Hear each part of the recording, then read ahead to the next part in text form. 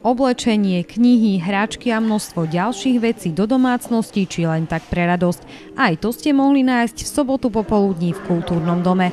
Akcia v réžii Centra voľného času, ktorá sa celoslovensky organizuje 3. rok, bola u nás novinkou a zožala poriadny úspech.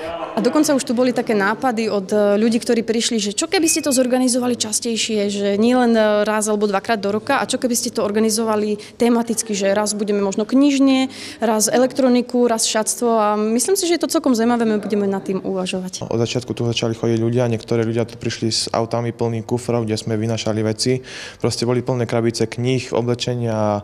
Proste bola taká úsmevná tu situácia, keď jedna pani videla tú DVDčko, ktorá tu niekto doniesol, a proste nevedela tomu, že si ho môže úplne tak iba zobrať zadarmo. Na svoje si prišli rodinky s deťmi, ale i tí starší. A každý, kto niečo doniesol, si mohol na výmenu aj niečo odniesť. Nepotreboval k tomu ani cent. Dá sa vybrať z kníh, je tu široký ako žáner tých kníh. Pripravený bol aj kútik s výmenou služieb a osviežiť sa mohli všetci v čajovni. Čo však išlo na dračku najviac?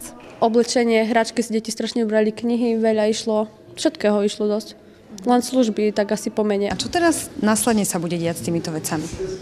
Takže potom, čo tu zostali nejaké veci, tak máme plán ich venovať charite a priamo tu na v Starej Ľubovni lokálne adresovať určitým rodinám, ktoré pravdepodobne pomoc potrebujú. Sviatky tak budú pre vybrané rodiny vďaka pomoci druhým krajšie a radostnejšie.